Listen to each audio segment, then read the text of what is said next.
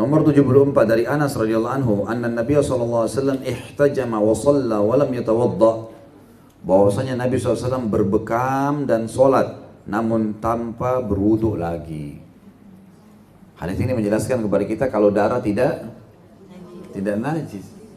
Karena keluar darah, Nabi berbekam tapi nggak wudu lagi. Makanya hadis ini dikatakan diriwayatkan oleh Darul Qutni dan beliau menyatakan hadis ini lemah. 169 di bawah disebutkan diriwayatkan Darul Qutni. Al-Hafidh berkata dalam At-Tarkhis, dalam sanadnya terdapat Saleh ibn Muqatil dan dia seorang yang dhaif. Syekh kami berkata dalam komentar beliau terhadap Subul Salam, saya katakan dalam sanadnya pada riwayat Darul Qutni terdapat Sulaiman bin Daud Abu Ayyub, dia dinyatakan pendusta oleh Ibnu Ma'in dan lainnya.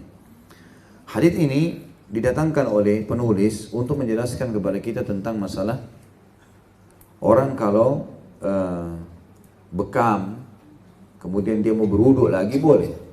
Dia tidak mau berwudu juga tidak ada masalah. Tapi di sini hadis menjelaskan, menekankan kalau tidak ada wudu. Tidak ada wudu. Tapi hadis ini dilemahkan oleh para ulama dan tidak dipakai dan didatangkan untuk menjelaskan saja. Tapi yang kita tidak beratkan masalah bekam. Sudah pernah bekam belum ini Bapak Ibu? Alhamdulillah. Harus bekam, coba ya. Jangan takut dengan darah. Sunnah Nabi SAW. Dan sunnahnya berbekam di tanggal berapa?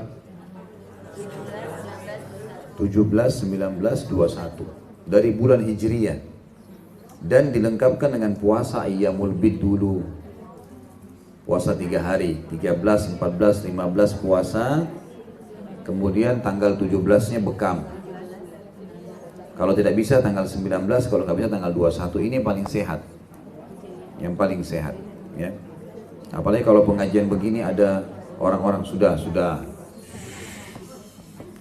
Jadi ada orang-orang sekarang Masya Allah yang sudah belajar. Ibu sebenarnya Bapak bisa belajar ya? Bisa belajar, nggak susah itu bekam. Bisa belajar, bisa beli alatnya sendiri. Bahkan kalau bisa dilakukan maka bisa suami istri bekam. Ada bekam keluarkan darah, ada bekam kering saja.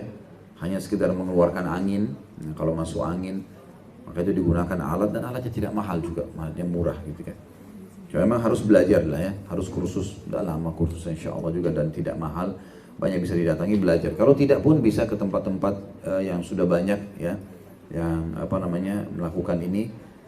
Tentu akhwat sama akhwat, ikhwah sama ikhwah, kemudian juga bisa biasanya ada yang dipanggil ke rumah biasanya ya. Yang jelas bekam dianjurkan dilakukan gitu kan. Kalau bisa dilakukan setiap bulannya bagus, kalau nggak bisa 3 bulan sekali, 6 bulan sekali gitu kan. Jadi itu dilakukannya sangat bagus sekali bekam itu. Sangat bagus sekali dan manfaatnya banyak. Tentu kalau kita mau bicara itu panjang sekali. Tapi jelas dia termasuk, ada ulama mengatakan dilarangnya berbekam di awal bulan. Kecuali orang yang sakit parah dan butuh terapi itu. Di awalnya berbekam di awal bulan karena awal bulan itu biasanya tekanan darah seseorang merendah. Tekanan darah seseorang merendah. Kemudian di akhir bulan biasanya memuncak. Makanya orang biasa akhir bulan emosional.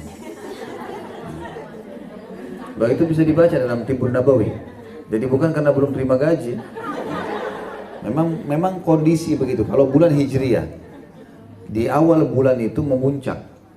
Merendah, di akhir bulan memuncak. Di tengah-tengah itu waktu stabil. Dan stabilnya darah itu di 17, 19, 21 tadi. Itu stabilnya darah. Jadi itu sangat tepat untuk diambil. Kalau di awal bulan bisa membuat lemah, ya, badannya lemas. Di akhir bulan bisa terlalu banyak. Mungkin ada hal-hal yang tidak perlu keluar, ikut keluar gitu kan. Berlebihan nanti darahnya keluar. Ya makanya di pertengahan, kecuali kalau Bapak Ibu memang sedang menjalankan terapi pengobatan ya. Ada orang memang karena banyak sekali seperti orang narkotika ya, orang kecanduan minuman keras, biasanya dia lebih intens. Para praktisi bekam itu pasti akan menyuruh dia untuk rutin bekam. Jadi bukan cuma 17, 19, 21 tapi dirutinkan. Kadang-kadang bisa dalam beberapa hari di beberapa titik yang berbeda gitu kan. Beberapa titik yang berbeda. Ini karena memang butuh. Biasanya juga yang keluar itu warnanya agak kebiru-biruan, ada berbusa dan seterusnya. Itu karena memang keluar kotoran-kotoran tapi jelas ini sunnah Nabi SAW, sunnah Nabi SAW. Dan hadis ini berarti memberikan gambaran kepada kita karena lemah tidak perlu wudu kalau habis bekam. Ya,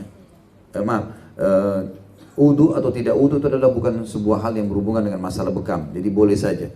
Tapi umumnya darah sebagaimana saya bahasakan di awal-awal bab kita, kalau masuk dalam lafaz-lafaz yang tidak menyatakan darah itu najis, ya. Kayak orang luka tangannya tidak batal wudunya, gitu kan? Atau mengeluarkan darah dari gusinya dan seterusnya. Kecuali kalau dasarnya darah-darah itu dari hewan yang haram. Hewan yang haram itu berbeda.